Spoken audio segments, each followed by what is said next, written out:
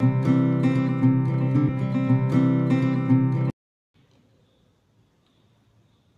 Morning children. Online class में आपका स्वागत है। मैं आपको आज आपका चैप्टर नंबर 19 आश्रम का अनुमानित व्यय पढ़ाने जा रही हूँ। इसमें गांधी जी जब आश्रम की गांधी ने अहमदाबाद में स्थापना की तो उसका उन्होंने अनुमान लगाया था कि इसमें कृषि पर कितना खर्चा होगा ना, बढ़ई गिरी के जो औजार हैं उनको ख़रीदने में कितना खर्चा होगा, और यहाँ पर जो खाने के लिए लोग आएंगे रहेंगे उनके लिए व्यवस्था करने के लिए कितना खर्च होगा। आरंभ में आश्रम में 40 लोग होंगे। उन्होंने दिमाग लगाया था कि पहले पहले हम आरंभ में 40 लोग ही होंगे।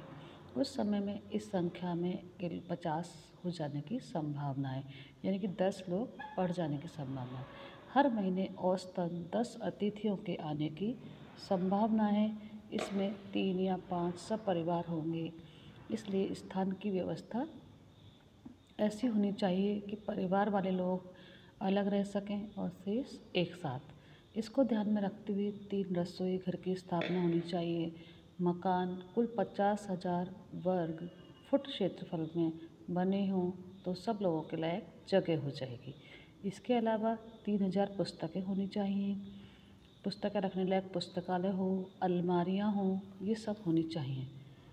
जब दक्षिण अफ्रीका से गांधी जी ने लौटे तो उन्होंने एक आश्रम की स्थापना की, लेकिन उन्होंने कहा कि अहमदाबाद जो है इस आश्रम के लिए ज़मीन उपलब्ध करा दे और बाकी सब काम मैं खुद कर लूँगा, है ना। कम से कम 5 एकड़ ज़मीन खेती करने के लिए चाहिए, जिसमें कम से कम 30 लोग काम कर सकें।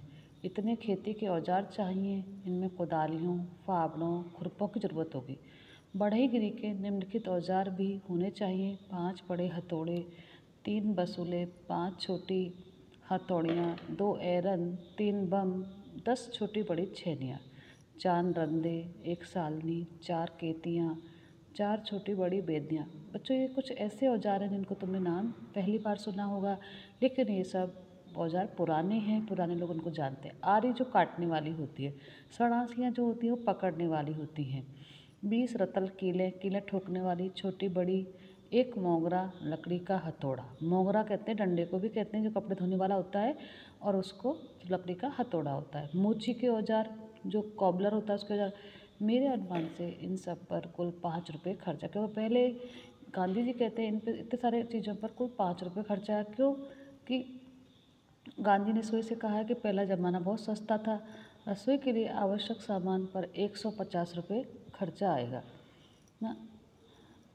स्टेशन दूर होगा तो सामान्य मेहमानों को लाने के लिए बैलगाड़ी चाहिए, क्योंकि पहले तो बैलगाड़ी होती थी, जब सामान लाते करते थे तो उनके लिए बैलगाड़ी की आवश्यकता होती थी, है ना। और अब क्या है, आपके पास गाड़ियाँ हैं, पहले सबके पास गाड़ियाँ नहीं थी, बैलगाड़ी से सामानों को लाया जाया करता था।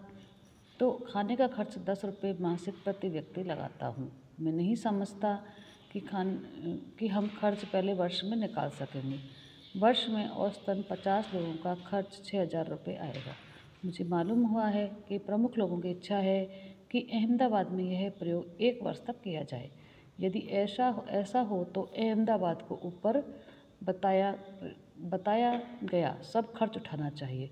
मेरी मांग तो यह भी है कि अहमदाबाद मुझे पूरी ज़मीन और मकान सभी दे, तो बाकी खर्च मैं कहीं और से या दूसरी तरह जुटा सकता हूँ। उन्होंने कहा कि अहमदाबाद मुझे ज़मीन दे दे, मकान दे दे, तो बाकी खाने का खर्च और सब जो औजारों का खर्च है मैं कहीं से भी जुटा लूँगा। लेकिन अब विचार बदल गया है। ऐसा लगता है कि 1 वर्ष या उससे कुछ कम दिनों का खर्च अहमदाबाद को उठाना चाहिए।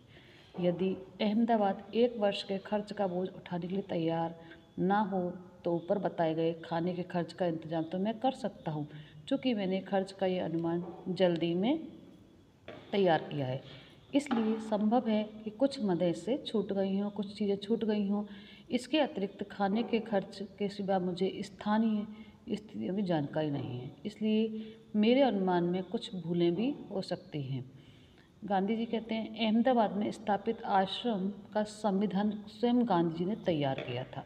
इस संविधान के मसौदे से पता चलता है कि वे भारतीय जीवन का निर्माण किस प्रकार करना चाहते थे।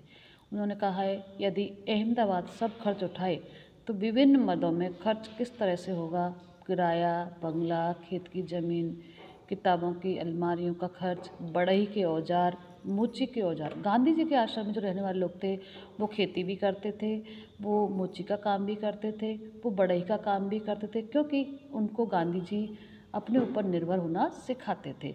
ये और खेती खुद करते थे, गांधी जी खुद अपना काम खुद करते थे।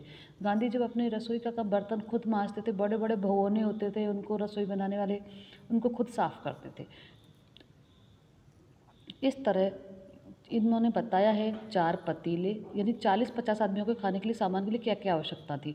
2 छोटी पतीलियाँ, 10 आदमियों के योग्य 3 पानी भरने के पतीले या तांबे के कलशे, 4 मिट्टी के घड़े, 4 तिपाइयाँ, 1 कढ़ाई, 10 रत्तल खाना खाने योग्य, 3 कलछियाँ, 2 आटा गूंदने की परातें, 1 पानी गर्म करने का बड़ा पतीला, 3 केतलियाँ, 5 बाल्टियाँ या नहाने का पानी रखने के बर्तन, 5 पतीले के ढक्कन, 5 अनाज रखने के बर्तन, 3 तइयाँ, 10 थालियाँ, 10 कटोरियाँ, 10 गिलास, 10 प्याले, 4 कपड़े धोने के टब, 2 छलनियाँ, 1 पीतल की छलनी, 3 चक्कियाँ, 10 चम्मच, 1 करछा, 1 इमाम दस्ता, मूसली, 3 झाड़ू, 6 कुर्सियाँ, 3 मेज़ें, 6 किताबें रखने की अलमारियाँ, 3 दवातें, 6 काले तख्ते, 6 रैक, 3 भारत के नक्शे, 3 दुनिया के नक्शे, 2 बम्बई अहाते के नक्शे, 1 गुजरात का नक्शा, 5 हाथ करगे, बढ़ई के औजार, मोची के औजार, खेती के औजार, 4 चारपाइयाँ, 1 गाड़ी, 5 लालटेन, 3 कमोड, 10 गद्दे, 3 चेम्बर पॉट, 4 सड़क की बत्तियाँ। ये सब चीज़ गांधी जी ने बैसाख वधी 13 तारीख को, मंगलवार को, त्रयोदशी को और 11 मई को 1915 में बताया था, तैयार किया था। ये सब इन्होंने अपने जो सामग्री हैं, इसमें चौके का सामान, 1 बैलगाड़ी, तुमने देखा बच्चों दिख रहे हैं, अपन को आरी दिख रही है, औजार दिख रहे हैं, है ना। 1 वर्ष के खाने के लिए खर्च 6,000 रुपये। उन्होंने कहा पहले तो अपन को 1 वर्ष के खाने का खर्च का इंतजाम करना पड़ेगा, उसके बाद जब कम होता है तो वो उसका अरेंजमेंट करेंगे। मेरा ख्याल है कि हमें लोहार, राजमिस्त्री के औजारों की भी ज़रूरत होगी, दूसरे बहुत से औजार भी चाहिए, किंतु इस हिसाब से मैंने उनका खर्च और शिक्षण संबंधी सामान का खर्च शामिल नहीं किया है। शिक्षण के सामान में 5-6 देशी हथकरघों की आवश्यकता होगी। ठीक है, इसमें देखो बच्चों आपके कुछ प्रश्न उत्तर हैं, वो आपको PDF में दे दूँगी मैं, क्वेश्चन आंसर। लेकिन यहाँ पर भाषा की बात है, भाषा की बात में देखो अनुमानित शब्द में इत प्रत्यय लगा है, इत प्रत्यय जोड़ने पर अनुमान का ना नित में परिवर्तित हो जाता है। नीचे इत प्रत्यय वाले कुछ और शब्द लिखे हैं, इनमें मूल शब्द पहचानिए और उसमें देखिए क्या, देखो जैसे दे रखा है प्रमाणित, तो इत प्रत्यय में प्रमाण इत आ जाएगा, व्यथित व्यथा इत प्रत्यय, द्रवित द्रव प्लस इत प्रत्यय, मुखरित मुख प्लस इत प्रत्यय, झंकृत इसमें इत है, शिक्षित शिक्षा का इत है, मोहित मोहना मोह का में इत प्रत्यय मोहित में, चर्चित चर्चा का इत प्रत्यय चर्चित। इत प्रत्यय के एक प्रत्यय से भी शब्द बनते हैं, जैसे साप्ताहिक है, संवैधानिक है ना। तो इसमें बताया कि मौखिक एक प्रत्यय है, संवैधानिक में संविधान में लगाया है, प्राथमिक में नैतिक में एक प्रत्यय है, पौराण में एक प्रत्यय है, दैनिक। बैलगाड़ी और घोड़ा गाड़ी शब्द के 2 शब्द जोड़ने से बने हैं। इसमें दूसरा शब्द प्रधान है, गाड़ी, यानी शब्द का प्रमुख अर्थ दूसरे शब्द पर टिका हुआ है। ऐसे समास को तत्पुरुष समास कहते हैं, यानी इसका अर्थ है बैलों की गाड़ी, घोड़ा की गाड़ी, घोड़ा गाड़ी। इसी तरह से रेलगाड़ी, रेल की गाड़ी, क्योंकि हमारे बच्चों ने बैलगाड़ी बहुत कम देखी है, घोड़ा गाड़ी बहुत कम देखी है, लेकिन रेलगाड़ी तो सब बच्चों ने देखी है ना। तो ये है। अब आपने ये चैप्टर पढ़ा गांधी जी का, आपको मालूम चला आश्रम कैसा होता है, गांधी ने क्या क्या सुविधाएं करी थी, कैसे कैसे काम करते थे, है ना। इसको पढ़कर आप खुद भी सेल्फ पढ़ना और इसके PDF में मैं क्वेश्चन आंसर भेजूँगी। थैंक यू बच्चों।